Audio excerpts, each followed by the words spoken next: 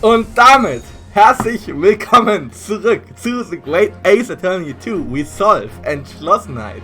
In der letzten Episode, beziehungsweise nicht in der letzten Episode, in der letzten Aufnahmesession haben wir weiter investigiert in dem Fall von Soseki Natsume, beziehungsweise wir haben abermals investigiert, weil das war schon die zweiten Investigations, die zweiten Untersuchungen, und wir haben herausgefunden, ja quasi, also wir wussten ja schon, dass der Sham-Spear das Opfer ein Betrüger ist, was Gas angeht, und wir waren in seiner Wohnung und haben da ein bisschen weiter untersucht, und wir haben herausgefunden, dass er ein ziemlich interessantes Moveset hatte. Also er ist rumgelaufen und wir haben mit so einem Skin-Print-Detector von Sherlock Holmes herausgefunden, dass er an zwei Stellen besonders viele Handprints hatte. Einmal an so einem Bild, was nicht weiter sus schien, und dann unten am Boden war ganz viel, und da war tatsächlich so ein Secret Stash, wo ein Zeitungsartikel drin war,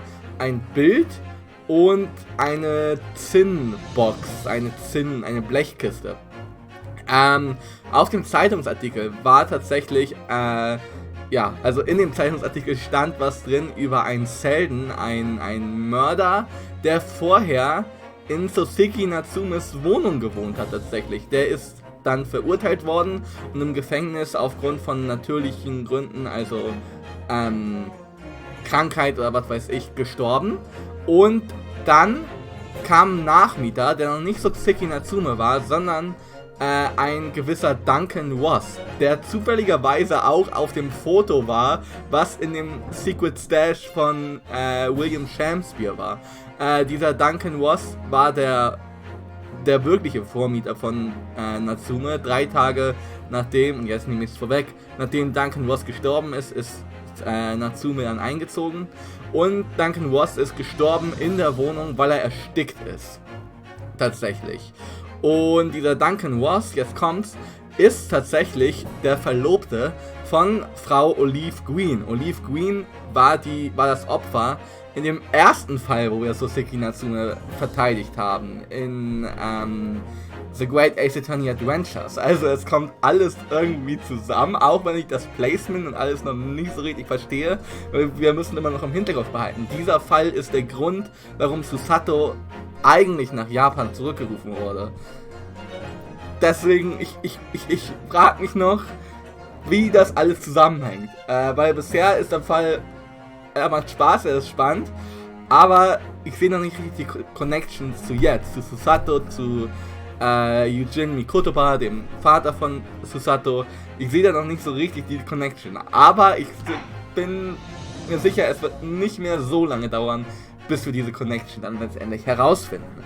Gut, ich würde sagen, wir fangen an mit Episode 2, The Memoirs of the Clouded Kokoro, Trial Part 2. Let's go!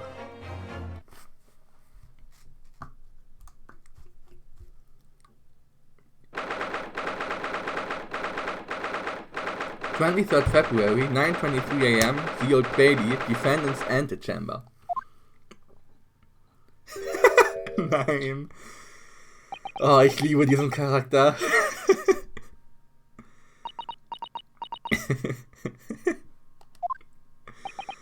Oh nein. This is it then, Mr. Naruhodo. Yes, it's time to put an end to this now. To the miserable curse that has been plaguing Mr. Natsume. To everything. And in my own small way, I shall do everything I can to help you. I always appreciate your help, Miss Susato. Suffering Soseki selfishly sidelined. Ah! Good morning to you, Mr. Natsume. Good morning? Good morning, locum student Mr. Naruhodo Esquire. Listen to you two, chatting away happily as if the main player of today's trial isn't here. Why would you do that? Why?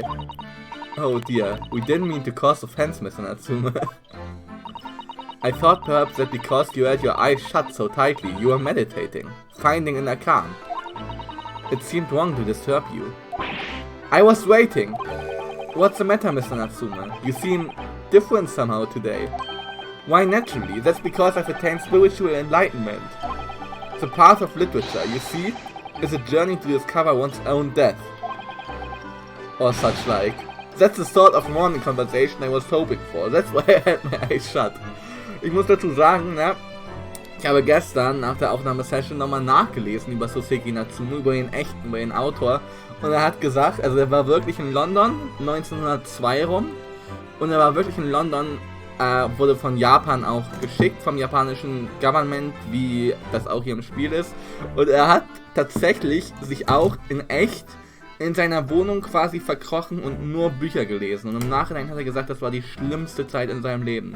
Die schlimmste Zeit in seinem Leben hat er in London verbracht, weil er da auch so paranoid wurde und alles. Deswegen ist diese Depiction, diese Abbildung von ihm hier, glaube ich schon, ich will jetzt nicht sagen akkurat, ne, aber wahrscheinlich überspitzt akkurat. Überspitzt akkurat, ich glaube, das trifft das ganz gut. I missed the signs, I'm afraid. Somehow. You have to forgive me. And you mustn't talk to of your path leading you to death, Mr. Natsume. That was just an example! Oh yes, there it is. Inner calm. You barely came to see me at all yesterday. I was sure you'd abandoned me and returned to your beautiful long-lost homeland. We've not even been in Great Britain a week yet. Yes, well, anyway, I intend to set everything straight in court today. I'm determined to uncover the truth. I've actually reached an important decision myself. Oh, what sort of decision? I shall fill you in after the trial. Alright. It would seem Mr. Sholmes isn't coming today after all. Ach ja, stimmt, Sholmes hat ja gesagt, er wollte kommen. It's a very clever message, I think. My dear fellows, you must win this battle on your own merits. It's a very clear message, I think, that he's overslept again. The great detective? My arch nemesis.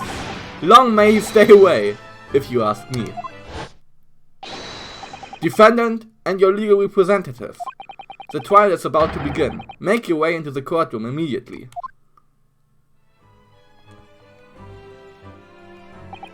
Today, once again, we face the Reaper.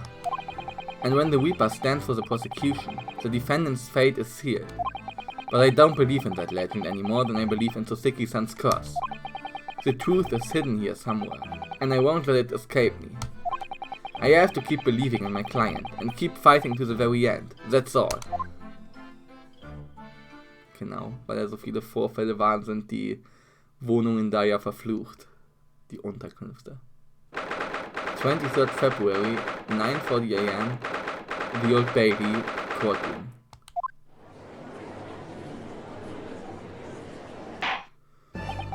In the name of Her Majesty the Queen, I hereby declare this court to be in session. I call upon the counsel for the prosecution and defense to declare their willingness to proceed.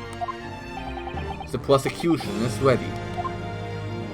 Yes, the defense is ready. Very good. And now I call upon the 6 ladies and gentlemen of the jury, chosen by lot to represent the will of the people in this trial. Are you ready to proceed? Absolutely. Justice will be done, you mark my words. I feel obliged to say, I feel especially ruthless on days when my head is sitting just right. Oh, well, I wonder if you could adjust my head for me. And please, be as ruthless as you like. Thieves deserves to die if you ask me. Especially gas thieves. I've no sympathy for the man at all. Look, I said it yesterday and I say it again now. I don't have time for this. I've got my own problems. Oh, may the Lord show us all the light here and lead his flock to a righteous verdict again today. Now, Lord von Siegs, what can you tell us? Oh, ja, stimmt. Wurde da jetzt Gift drin gefunden? In dem eingefrorenen Tee oder nicht? Ich hoffe nicht. The prosecution's report, please, for the court. In relation to the theory expounded by the defendants yesterday regarding the defendant's tea. So he does have the results.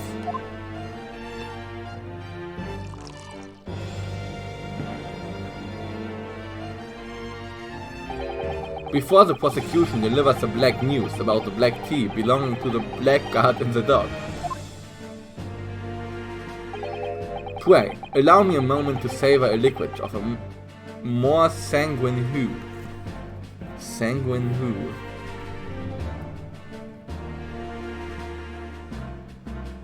Hallo? Dict.cc, lädst du bitte? Lädst du bitte? Scheinbar nicht. Kein Internet. Warum habe ich kein Internet? So, jetzt hier. Sanguine. Zuversichtlich. Zuversichtlicherer Farbton. Okay. In fact, I'll defer to the good detective for the report. Here's to you, Inspector.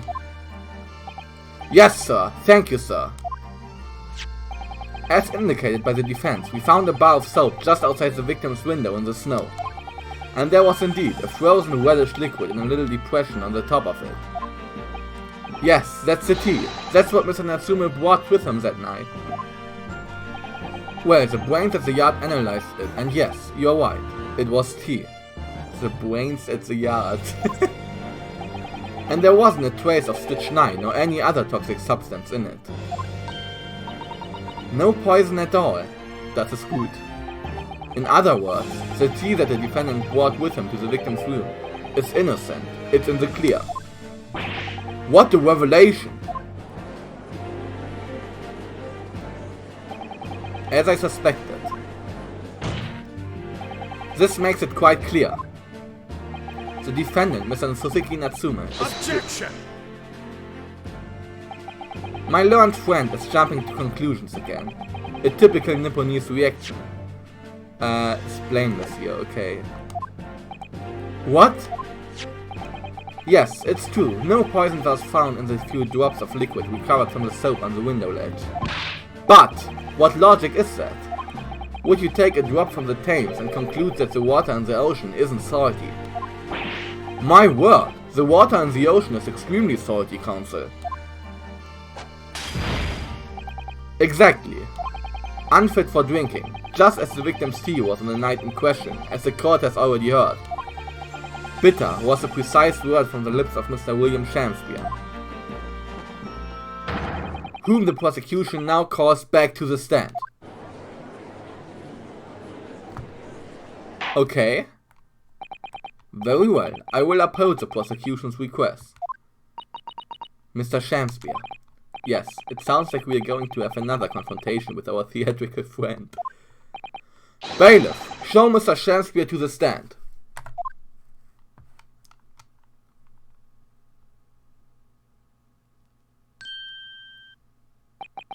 Mr. William Shakespeare, the victim of this despicable crime. Oh heaven! Oh hell! Do you command me to remember? Forsooth, 'twas I, Shakespeare, did have a bellyful of the foul fluid given, in mine innocence. Yes, but as was revealed in yesterday's proceedings, the witness is not as innocent as we had perhaps first been led to believe. By using bars of soap such as this, he has been stealing gas from the supply company, yes. One may smile and be a villain. Forsooth, 'twas I, Shakespeare, did have a roomful of the sweet fuel given. That's right, fellow jurors, don't forget, this man is a rotten thief. I haven't forgotten. Kept all that about the ice coins a tiny secret, didn't you? You should have owned up sooner. Arrest him, I say. Arrest him at once, and let him feel the sting in my tail. Oh, indeed. By dint of vile and cowardly means have I plotted to further mine own ends, I confess. Thou wouldst not pardon my sins. Of that I'm sure. If you acknowledge your wrongdoing, what exactly are you doing here? Cowards die many times before their death. And for a coward such as I, death be well deserved. But would it that a still greater crime passes unpunished? For lo, the hairy-faced gentleman of farther east than Verona did contrive to poison me. Wo liegt Verona? Verona. Italien. Das ist aber nicht so weit östlich, oder? Italien ist jetzt nicht so weit östlich. Also das ist klar, das ist östlich von Großbritannien. Aber nicht so weit östlich. Objection! But there was no poison in the tea found in your room. The police have attested to that. What the defense was asserted as an inconsistency will quickly be cleared up by the witness testimony. Is that not so, Mr. Shamspeare? Verily, my liege, I would most gladly speak. Very well, let the witness testify to explain this inconsistency. Tell the court why it is that poison apparently entered your body, though none was found in the tea. Das würde mich auch mal interessieren. Witness testimony. The tea inconsistency. The Japanese man did come to my chamber with tea brewed in a pot. 'Twas in my cup alone that the wicked miscreant secretly poured his wicked poison. With feigning distraction in our debate, never did a drop of his own drink pass his lips. When he departed by and by, I did use the tea that remained in his cup to make my coins of coffee, of ice.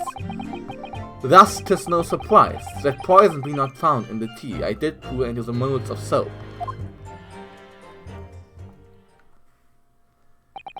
The poison was slipped into the cup after the tea had been poured.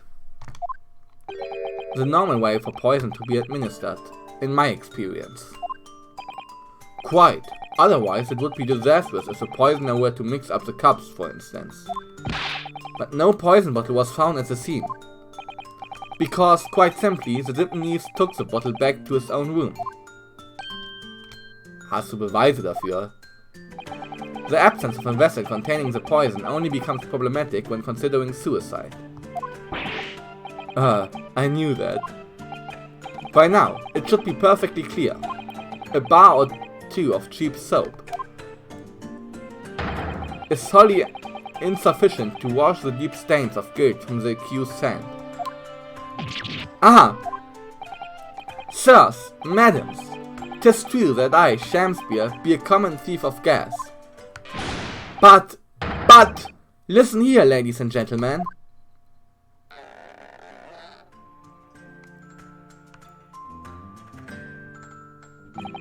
Wherefore would I lie? Verily, I have no cause. I have naught to lose. Well, I do declare. Thank you for your testimony, witness. Counsel, proceed with the cross-examination. Yes, my lord. Okay. Cross-examination. The tea inconsistency. Ich möchte mal kurz gucken, was... Wir haben aber kein Statement von Natsume selber, dass, er sagte ja, Natsume hat nichts getrunken. Aber Natsume selbst hat uns ja gesagt, dass er was getrunken hat. Dass beide was getrunken haben. Deswegen, keine Ahnung. Das Statement ist ein bisschen sus, aber wir können keinen Einspruch erheben, weil wir keine Beweise haben. The tea inconsistency. The Japanese man did come to my chamber with tea brewed in a pot. Hold it! I understand that you are already acquainted with Mr. Natsume. Is that correct?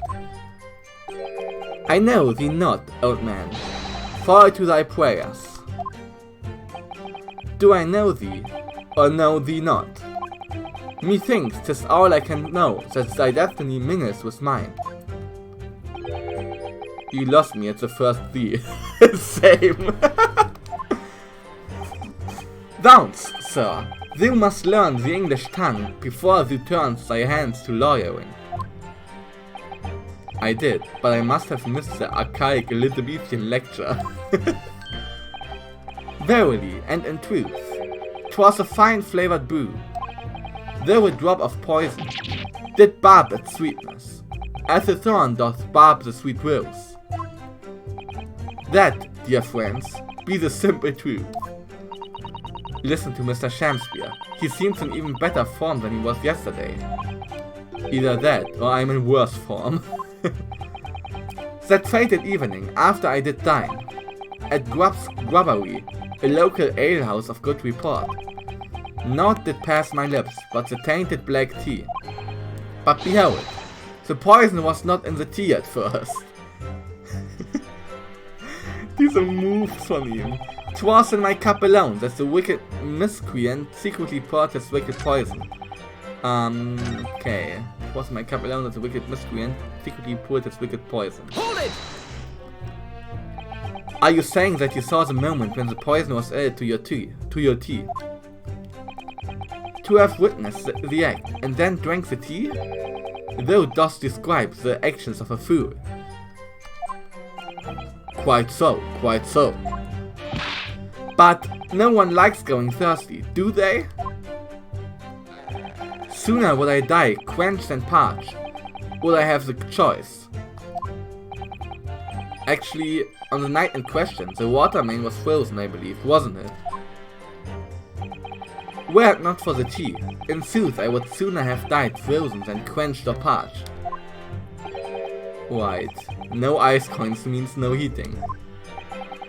The witness had more than one brush with death on the night in question, it would seem. Remind the court, Mr. Shamspeare, as to whether the accused drank any of the tea which he brought with him. With the greatest of pleasure, my liege. Jetzt muss ich mal gucken. Er sagt so häufig mein liege, dass ich liege sag. Liege. Vasall, okay. Wits feigning distraction in our debate. Never did a drop of his own drink pass his lips. Hold it! But the teacup Mr. Natsume drank from was completely empty at the scene. And let's not forget the defendant's maxim. Drink tea while it's hot. I did gulp from the poisoned cup that night, and in mine agony did I uncontrolled. In fits of pain I did knock the fellow's cup and its contents split as blood from a gaping wound, methinks. Though certainly 'twas after I had made the coins of ice from his tea. An upset cup was found on the table that the victim was slumped over. There's no contradiction here. It's true, there was no tea left in either cup that we found at the scene. But still, something about the statement is troubling me. Yes, of course, I know what it is. It's Mr. Natsume's wise drink tea while it's hot maxim, isn't it? No, I'm not sure that's it. Thank you, witness. Now reiterate for the court what it is that occupied you after your guest had left and before you drank your tea. But, his own drink passed his lips. Drank from was found empty at the scene. And let's not forget the defendant. War mein agony they with uncontrolled. Okay. Aber war da auch eine Pfütze zu sehen? Da war auch keine Pfütze zu sehen. Nee, eine Pfütze ist ja nur hier hinten, aber nicht hier. Weder hier, noch hier unten. Now reiterate for the court what it is that occupied you after your guest had left and before you drank your tea. When he departed by and by, I did use the tea that remained in his cup to make my coins of ice. Hold it! Yes, so that you could cheat the gas company, in fact. Isn't that right? To cheat or to die, okay. 'Tis life only choice. Okay, dann ist das gerade, es ist keine Pfütze da, hier, weil er den Tee noch für die Coins benutzt hat, okay. Alles klar. 'Tis life only choice. Yes. Entweder cheaten oder sterben, das ist die einzige Entscheidung im Leben. Faith, to cheat be the wise choice, and mine occupation be not an ugly one. Prithee, dost thou not see beauty in the simplicity of the ruse?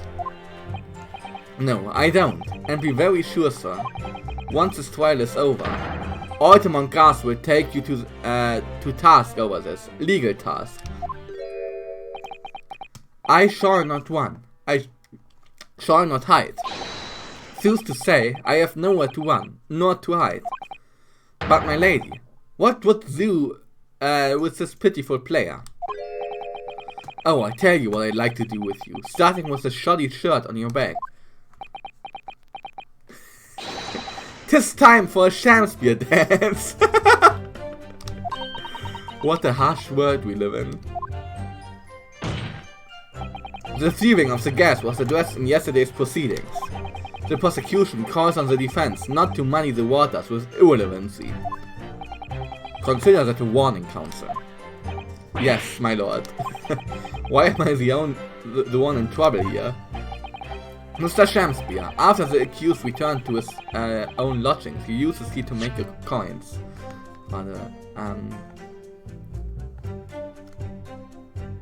Okay. Is that correct? To cheat or to die? I did make my choice many moons ago. Entschuldigung. Thus, 'tis no surprise that poison be not found in the tea I did pour into the molds of soap. Hold it!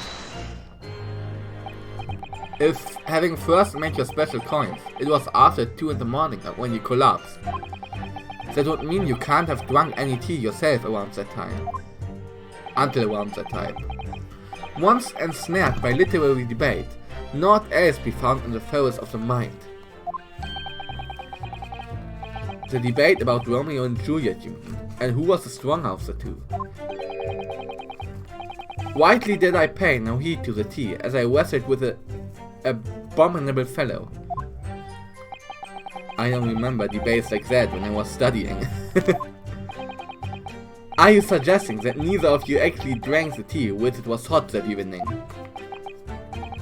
My lord, would you be privy to some Shakespearean wisdom? Husband, wife and tea, ought I tepid be. Bitte was? Gewiss? Tepid? Okay. Mann, Frau und Tee müssen gewiss warm sein. Oder lauwarm sein. Ah, yes, so very true. Everyone has different preferences when it comes to tea. Preferences, nicht Preferences, sondern preferences. So, I think you might have interpreted that wrongly. So it's been proven that there was no poison to Siki-san's tea. That should be hugely in our favor. But the atmosphere in this courtroom today... It feels as though everybody is against us, Mr. Naruhodo. It must be the Reaper's poison. I'm afraid that if we don't find a significant flaw in his testimony somewhere, the jury will pounce and find Mr. Natsume guilty. It really feels like we've jumped into the fire here. The Japanese man did come to my chamber with a tea brewed in a pot. It was in my cup alone that the wicked miscreant secretly poured his wicked poison. Distraction or debate, never did a drop of his own drink pass his lips.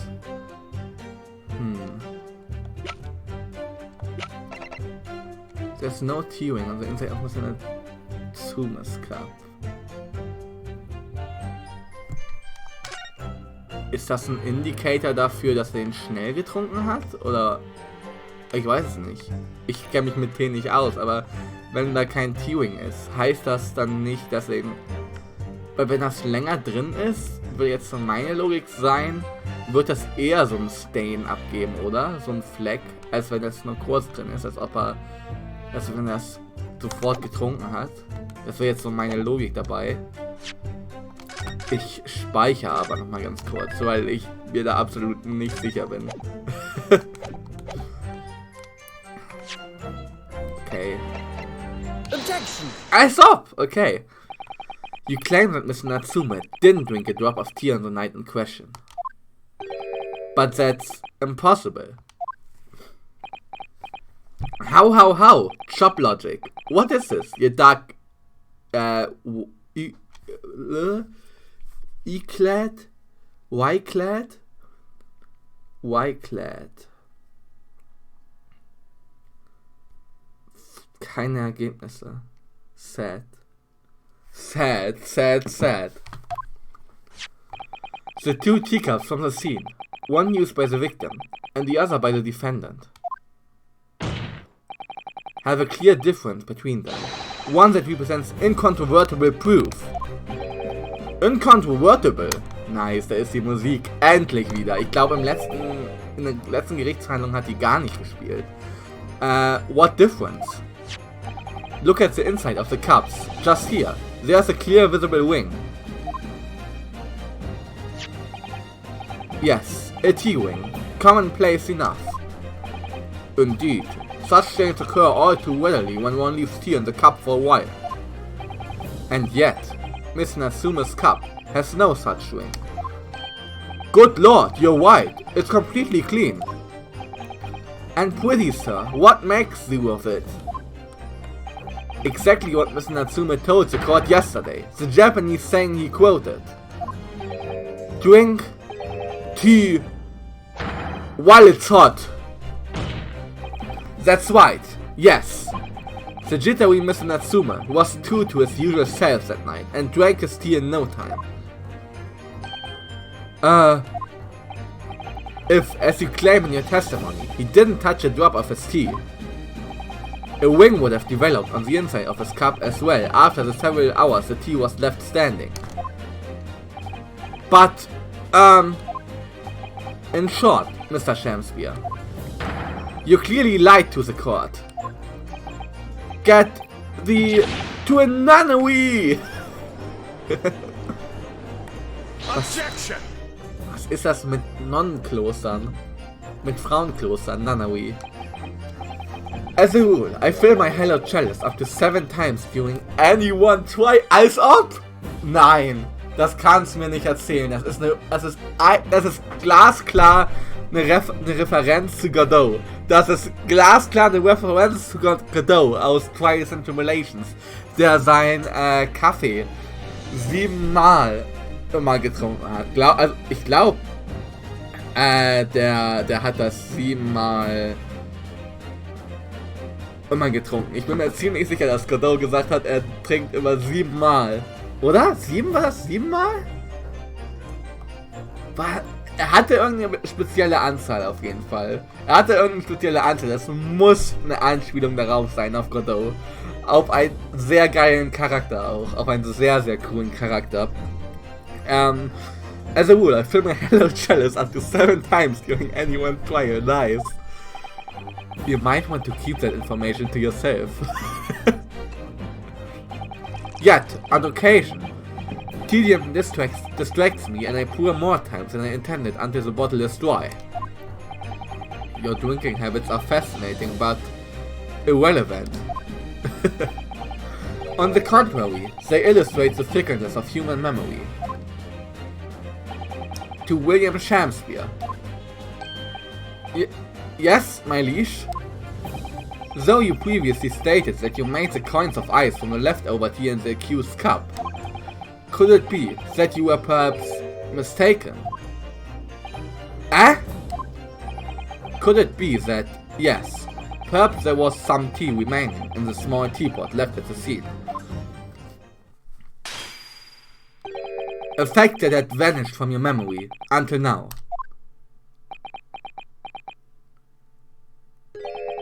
Faith, my liege, thou art a magician. For verily, 'tis as though thou hast seen with thine own eyes that night. What?